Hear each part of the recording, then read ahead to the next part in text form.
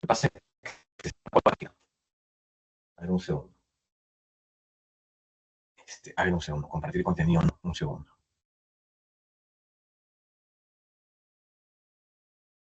A ver, vamos a entrar al chat. A ver, doctor, ¿usted cree que me pueda...? Ahora sí. Perfecto. A ver, acá tengo ya las... A ver, Ya dejó de compartir, ahí está bien. ya, perfecto. A ver, acá estamos el tema de las grabaciones.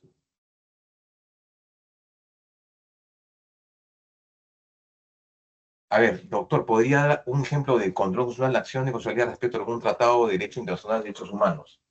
Bueno, que yo recuerde no hay ninguno, ¿ah? Que yo recuerde, no, a la fecha, sobre un tratado internacional. No hay ninguno. Yo creo que no. Que yo recuerde que se haya dado sobre un tratado, o digamos, ejercer el control constitucional de un tratado. No recuerdo. Pero, por ejemplo, en este caso, yo le diría un ejemplo, ¿no? Para que un poco se grafique esta idea. En este caso, de esta disposición del Congreso de la República, que ha dispuesto que los menores de edad pueden ser sujetos a una penalidad o una medida privativa de libertad a partir de 7 años, esta norma vulnera, ¿qué cosa? Vulnera la Declaración de los Derechos del Niño y otras normas de carácter internacional. Ahí sería válidamente el tema digamos, una acción de inconstitucionalidad sobre esta norma. Pero que yo recuerde algún tratado que haya sido objeto de este tipo, no. Si la memoria me falla, no.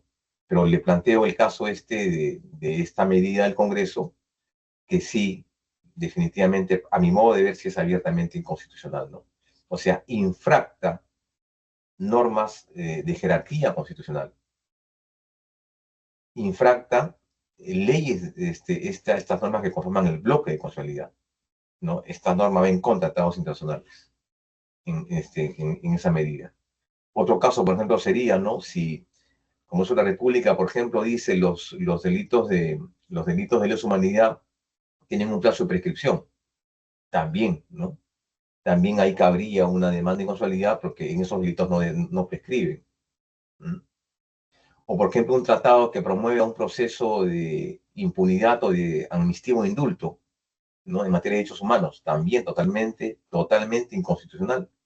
Ya la Corte Interamericana ha dicho que los tratados, los procesos de amnistía e indulto reflejan un concepto de impunidad y no permiten el juzgamiento. Eso no se dio al interior, eso se dio al interior de una sentencia en la Corte, ¿no? En el caso de Alberto Fujimori. Pero que haya habido una acción de inconstitucionalidad en este caso, no me acuerdo. La verdad, le soy sincero, no me acuerdo. Pero sí, por ejemplo, en el caso, por ejemplo, el tema de los indultos, ahí el tema del establecimiento de plazos para un plazo de prescripción en delitos de lesa humanidad también podría darse en el caso de menores de edad sometidos a una pena privativa de libertad y no un proceso de internamiento o resocialización, como lo dice el Código de Ejecución Penal. A mí me parece que sería totalmente viable una demanda de inconstitucionalidad. Totalmente viable, ¿no? ¿Qué otra dice? ¿Podría dar un ejemplo de una denuncia por infracción constitucional? Sí, ¿cómo no? Voy a dar una que recuerdo mucho, yo la seguí con mucho interés hace muchos años, el año 90 y, ¿cuándo ha sido el año 99? ¿Mm? Cuando tres magistrados del Tribunal Constitucional fueron objeto de procesos de denuncia constitucional por infracción, ¿no? Recordemos Manuel Aguirre Roca, Rey Terry, y Delia Reboreo, Marzano de Moore fueron efectivamente sometidos a un proceso de acusación constitucional por haber supuestamente cometido una infracción, ¿no? ¿No? Una infracción en la Constitución, al haberse pronunciado sobre esta famosa ley de interpretación auténtica que permitía la reelección de Alberto Fujimori, ¿no? Recordemos que antes de eso, Estos 3 magistrados fueron acusados por una comisión investigadora y después por una comisión dictaminadora. Y se crea una comisión ad hoc para ello. Y ahí entonces se ordena su destitución. Ellos fueron objeto de una denuncia, de una denuncia por una supuesta infracción de la Constitución. Por ejemplo, me acuerdo de eso, y que al final la Corte Interamericana ordenó su restitución, ¿no? Y eso permitió entonces, el primer acto del presidente Paniagua fue esto, ¿no? Restituir en funciones a los 3 magistrados constitucionales, dejando sin efecto esta resolución legislativa, para efectivamente y posteriormente que estos magistrados entren en funciones. Eso me parece una... Es más, si usted va al antiguo Tribunal Constitucional, la casa de Pilatos en Quirón Ancash, va a encontrar usted ahí el texto de la sentencia, como muestra de cómo es que el tribunal se enfrenta, cómo estos magistrados se enfrentaron en esa época de Alberto Fujimori, ¿no? Y una mayoría parlamentaria, principalmente dirigida en esa época por 2 congresistas, me acuerdo, Marta Chávez y Marta Hildebrand, ¿no? Que dijeron efectivamente que había una infracción de la Constitución, ¿no? Porque 3 votos no hacían una sentencia. Recuerdo eso. Tema muy interesante. Que al final ha tenido, pues, en la jurisprudencia ha tenido lo que es el llamado debido proceso parlamentario, ¿no? Que ellos fueron desviados de una jurisdicción que le corresponde porque fueron, en principio, sometidos a 2 tipos de comisiones. Y no era así. Eso no era el procedimiento. No era el procedimiento. Un caso muy interesante que lo cuenta la historia. Buenas noches, dice. El Congreso realiza control de legalidad y constitucionalidad de los decretos legislativos, pero ese control, ¿cómo se manifiesta? ¿Con una ley o solo se emite un comunicado de un paquete legislativo no contenido en la Constitución? No, en absoluto. Es un procedimiento que ciertamente está contemplado en la Constitución. ¿Y cómo se da esta facultad legislativa? Ese control efectivamente es un control de legalidad, más no es un control de constitucionalidad. El Ejecutivo solicita o pide autorización al Congreso de la República para legislar en determinada materia. Entonces, una vez que un segundo, prendo mi cámara, no funciona mi cámara.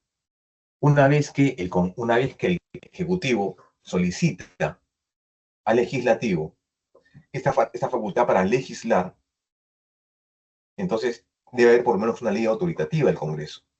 Y esta facultad para legislar se da en 2 ámbitos. Número 1, contenido de la propuesta legislativa, materias delegadas, y número 2, tiempo. Entonces, una vez que ya el Ejecutivo recibe la autorización para legislar en esta materia específica, y por tiempo determinado, entonces, ¿qué cosa hace el Ejecutivo? Lo deriva al Congreso. Tiene un término, se llama deriva el paquete legislativo. Y el Congreso hace una suerte de control parlamentario. Si el legislativo advierte que se ha excedido el marco autoritativo, entonces opera como una suerte de control, un control legal parlamentario. Número 1. Y número 2, si es que estas normas han excedido el plazo, con mayor razón, estas normas han excedido el plazo y estas normas inclusive han excedido la materia autoritativa. Por ejemplo, se pidió autorización para legislar en materia, por ejemplo, de seguridad ciudadana, y se han incorporado reglas ahí, por ejemplo, que tienen que ver con, no sé, se me ocurre, aranceles, por ejemplo, no tiene nada que ver. O sea, se pidió una cosa y se autorizó una cosa, pero se ha desnaturalizado. Entonces, no se emite un comunicado, como plantea la pregunta, sino simplemente se cumple con la formalidad. Entonces, simplemente el Congreso puede admitir o rechazar esa propuesta legislativa que viene del Ejecutivo. ¿De acuerdo? Entonces, ese es un caso en el cual nos demuestra que el Ejecutivo también legisla. En el caso de decretos de urgencia y en el caso, por ejemplo, de decretos legislativos. No, que generalmente son facultades que le da para que implementen una política pública, pues, ¿no? Una política pública. Pero yo considero que eso no contraviene la Constitución. Un ejemplo, cuando el Congreso expulsa o deroga un decreto legislativo por contravenir la Constitución. Ejemplo. Bueno, han habido varios, ¿ah? No tengo ahorita un caso exacto, tanto legislativo como también la Constitución. Este, hay varios. No tengo ahorita un caso exacto, pero hay varios casos en los cuales efectivamente, eh, digamos, el Congreso no aprueba estos mecanismos, ¿no? Entonces ahí tiene dos posibilidades, ¿no? Posiblemente los devuelve, posiblemente los rechaza. Hace una suerte de control de legalidad parlamentaria, ¿no? Y digamos, ¿qué es lo que corresponde? O sea, el hacer eso no contraviene el texto de la Constitución, porque básicamente es una competencia del legislativo a ejercer ese control.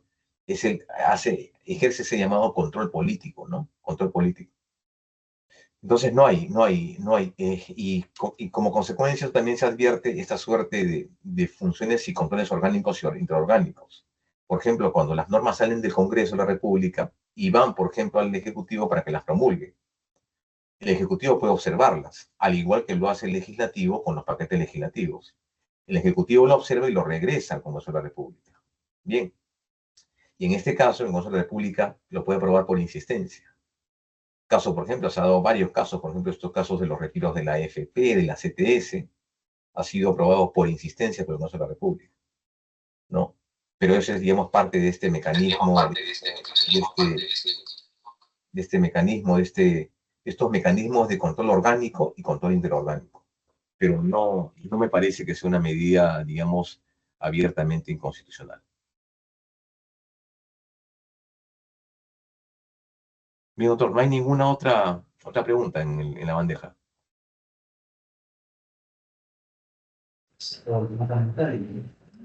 Bueno, Dice, si no hay otra no, pregunta. hay una más, doctor. Dice, ¿es Ok. correcto que eso saque modificaciones de leyes mediante disposiciones complementarias de leyes relacionadas con otra materia? ¿Cómo modificaría un código? ¿Cómo modificas un código de esta materia? La sociedad civil puede controlar el exceso. A ver, ¿es correcto que el Congreso saque modificaciones de leyes mediante disposiciones complementarias de leyes? Bueno, sí, efectivamente la técnica legislativa permite eso, ¿no? El tema de, por ejemplo, de discusiones complementarias con otra materia. No con otra materia, debería ser en la materia específica, no en la materia que corresponde. Lo que pasa es que digamos, a veces hay una falta de técnica legislativa, ¿no? Digamos, esta técnica permite que tú puedas, por ejemplo, este, hacer correcciones, ampliaciones mediante disposiciones generales complementarias, que se permite, pero, pero está dentro de su función. O sea, la labor fundamental, originaria, histórica de un Congreso es legislar, ¿de acuerdo? Es legislar. Ahora, que falta a veces una técnica parlamentaria, sí, a veces falta observancia técnica parlamentaria, ¿no? Por ejemplo, en el caso del Código Procesal Constitucional, se dijo, hay un acápite en el reglamento del Congreso que decía que que no se procederá a la reforma de un código cuando cuando esta no exceda un porcentaje suficiente. La reforma del código actual con respecto al código anterior era un 20%, lo cual, dentro del reglamento del Congreso, no permitía una reforma de este tipo. Ojo con eso. El reglamento del Congreso te decía, las razones por las cuales un código se deroga por otro código es cuando hay un exceso mayor de reformas, un número mayor de reformas. Las reformas, en un estudio que se hizo, no alcanzaban ni al 20%. Y tampoco eran reformas estructurales, simplemente eran modificaciones o agregados. Sin embargo, se desoyó ese contenido y a pesar de eso, se votó por la aprobación del código. Eso se refiere a la segunda parte de la pregunta. Ahora dice, ¿la sociedad civil puede controlar este hecho? La sociedad civil no tanto, ¿no? La sociedad civil no tanto. Por ejemplo, me dice acá la detención preliminar. Claro, o sea, quienes pueden plantear quienes pueden plantear ese tipo de demandas, pues efectivamente, las acciones de consolidad también están sometidas al control ciudadano, ¿no? El otro que tiene que ver, pues, son los poderes públicos que pueden también plantear este tipo de demandas de inconstitucionalidad para controlar los excesos de estas leyes. No, rara vez hay una posición, digamos, de revisión o de reforma del órgano que da. Generalmente se da esto a veces por presión de la prensa, ¿no?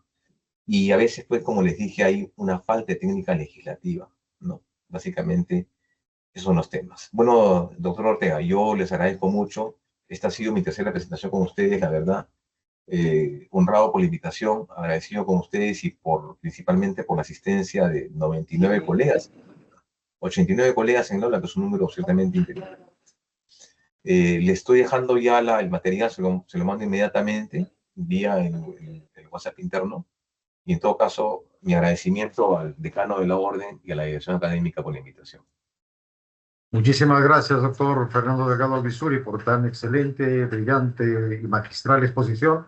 Le agradecemos infinitamente por estas clases que ha vertido y agradecerle a todos los participantes también. Los esperamos para el miércoles con la siguiente clase en la continuación del diplomado. Ya al interno estaremos coordinando, doctor, cuando le envíe sus diapositivas. Muchísimas gracias a todos. Muy buenas noches. A ustedes. Permiso. Muy buenas noches con todos. Buenas noches. Muy buenas noches. Buenas noches. Hasta luego. Buenas noches.